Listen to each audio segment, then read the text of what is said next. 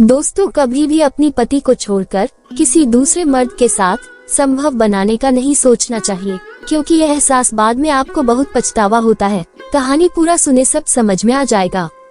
काजल की शादी हुए अभी सिर्फ 6 महीने ही हुए थे। उसके पापा ने कितने शानो शौकत से एक बड़े बिजनेसमैन ऋषभ से काजल की शादी कराई थी, जिसका मुंबई में बहुत बड़ा रेस्टोरेंट का बिजनेस था। सबको लगा था कि काजल को वह सब कुछ मिलेगा जो एक लड़की अपने पति से उम्मीद करती है, लेकिन माँ बाप को ये पता नहीं होता है कि एक लड़की के जीवन में पैसा ही सब कुछ नहीं होता है, बल्कि इससे बड़ा होता है प्यार। ऋषभ के पास पैसा तो बहुत था, लेकिन उसके पास काजल को देने के लिए समय नहीं था। इन 6 महीनों में काजल को मुंबई शहर काटने लगा था। ऐसा लगता था कि इस महानगर में वह अकेले रहती है। दिन भर फ्लैट के अंदर बंद पड़ी एक कठपुतली बन गई थी। ना किसी से मिलना जुलना, ना किसी से बोलचाल। देर रात ऋषभ घर आता था, खाना खाता था और फिर अपने किसी जानकार से फोन पर काफी देर तक बातें करने लग जाता, और ऐसे में काजल को कब नींद लग जाती थी काजल को भी पता नहीं चलता था। सुबह होते ही काजल सोई ही होती थी, तब तक ऋषभ घर से बाहर निकल जाता था। धीरे धीरे काजल डिप्रेशन में चली गई थी। उसे अब सिर में दर्द भी रहने लगा था। उसकी मानसिक स्थिति पहले से खराब हो गई थी। काजल की एक दोस्त मानसिक रोगियों के डॉक्टर थी। उसने उसे फोन करके अपनी व्यथा बताई। उसकी दोस्त मीरा ने काजल को बताया कि देख भाई, तेरी बीमारी का इलाज यही है कि तू ऋषभ से बैठकर इत्मीनान से बातें कर, उसे अपनी समस्याएं बता, अपनी फीलिंग शेयर करो, क्योंकि इसकी कोई दवा नहीं है। तुम दोनों एक साथ समय बिताओ, कहीं वीकेंड पर बाहर घूमने जाओ। लेकिन काजल कैसे अपने दोस्त मीरा से बताएं कि जिसके पास एक बात तक सुनने का समय नहीं है, उसके सामने कैसे हाल दिल बयान करें। उस इंसान के लिए तो पैसा ही सब कुछ था। सुबह शाम सिर्फ पैसा पैसा पैसा। एक दिन सुबह न्यूज़ पेपर पढ़ रही थी तो एक स्कूल में टीचर की वैकेंसी निकली हुई थी। काजल ने सोचा कि वहाँ पर अप्लाई कर देती हूँ, अगर वहाँ पर सिलेक्शन हो जाता है तो मेरा टाइम पास भी हो जाएगा। ये सोचकर अगले दिन वो उस स्कूल में जाने को सोच लिया। सुबह जब ऋषभ घर से निकलकर ऑफिस जाने के लिए तैयार था, काजल ने बोला कि मुझे एक इंटरव्यू के लिए जाना है, क्या आप मुझे वहाँ तक छोड़ सकते हो।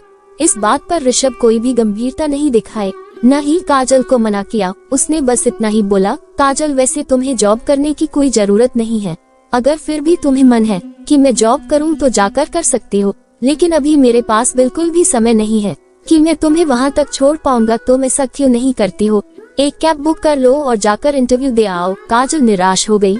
वह सोच रही थी कि कैसे कटेगी मेरी जिंदगी इस इंसान के साथ जिसके पास मेरे लिए 24 घंटे में 10 मिनट नहीं है। जब ऋषभ को मेरे लिए समय ही नहीं था तो इसने आखिर मेरे साथ शादी किया ही क्यों। कभी भी यह नहीं पूछता है, चलो आज कहीं सिनेमा देखने चलते हैं या कहीं घूम कर ही आते हैं। कई बार तो देर रात तक ऋषभ का इंतजार करते करते बाहर सोफे पर ही सो जाती हूँ। इतनी देर में ऋषभ ऑफिस के लिए बाहर निकल कर चला गया था। काजल के आंखों से आंसू टपकने लगा था। उसका मन किया कि वह फूट फूट कर रोए, लेकिन उसने ऐसा नहीं किया और अपने आप को हिम्मत बांधी और खुद से बोली, अब मैं कभी भी नहीं रोऊंगी। आखिर जब मेरा कोई आंसू पोंछने वाला ही नहीं है और ना ही मेरी कोई चीख सुनने वाला है, तो इस रोने का क्या फायदा। उसने अपने फोन से उसी समय एक कैब बुक की और इंटरव्यू के लिए चली गई। कैब स्कूल की तरफ जा रहा था। रास्ते में बैठे बैठे काजल का मन बिल्कुल ही भर आया था।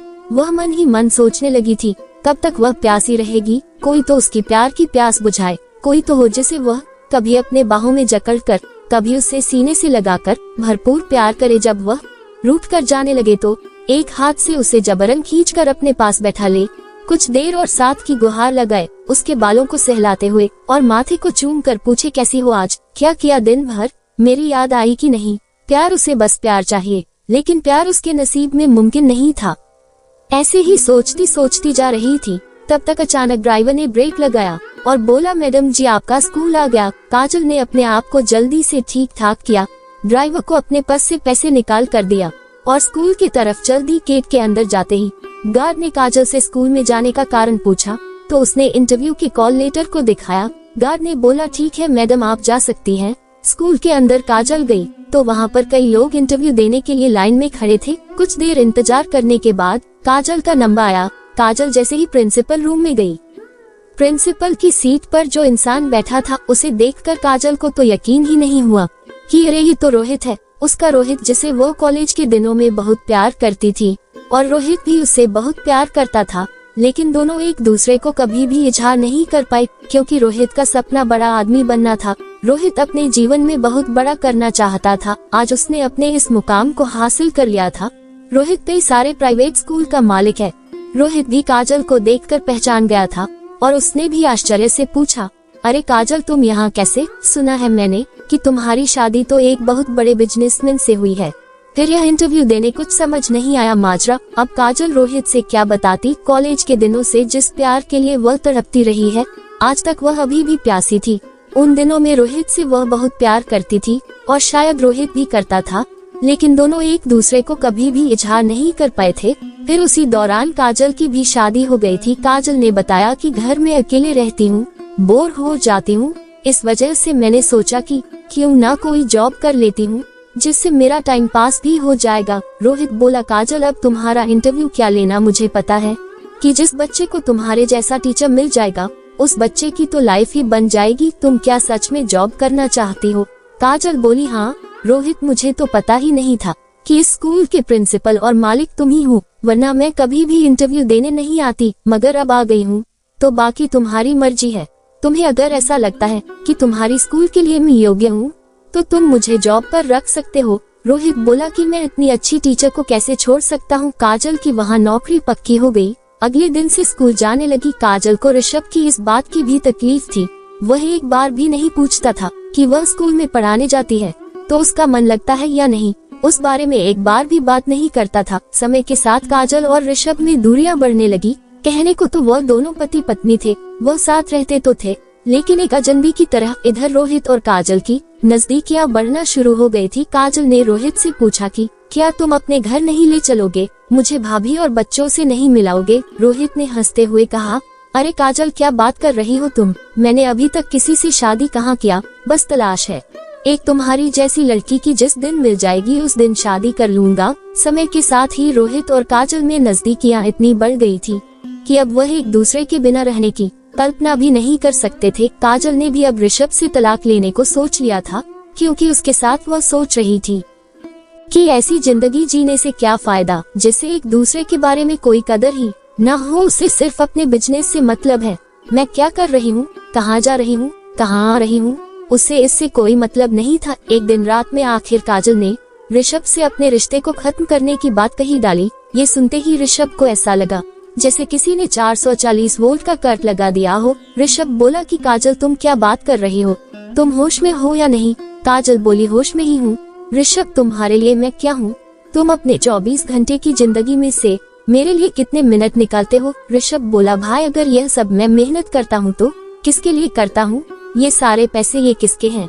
ये सब तुम्हारे ही तो हैं। काजल ने बोला, मुझे नहीं चाहिए तुम्हारी यह पैसे, तुम्हें ही मुबारक हो, मुझे चाहिए तुम्हारा प्यार, लेकिन वह तुम्हारे पास है नहीं देने के लिए। ऋषभ बोला, तुम्हारी फालतू की बातें मुझे समझ नहीं आती। इंसान को प्यार खाने को नहीं देगा। अगर जेब में तुम्हारे 1 रुपया नहीं हो तो फिर तुम्हारा प्यार काम नहीं आएगा, और न ही तुम्हारी यह बकवास सी बातें मुझे समझ आती है। अगर तुम्हें सचमुच मुझसे तलाक चाहिए तो मुझे कोई एतराज नहीं है, लेकिन मैं तुम्हारे लिए और प्यार नामक बकवास चीज के लिए मैं अपने बिजनेस को नहीं छोड़ सकता। कुछ दिनों के बाद ऋषभ और काजल का तलाक हो गया था। काजल और रोहित ने 1 महीने के अंदर ही एक दूसरे से शादी रचा लिया था। पहले 1-2 महीने तो खूब प्यार से रोहित और काजल रहे। काजल को ऐसा लग रहा था कि वो कितने दिन से प्यार की प्यासी थी, अब जाकर उसकी प्यास बुझने वाली थी। लेकिन ये जिंदगी ज्यादा दिन तक काजल के नसीब में नहीं थी।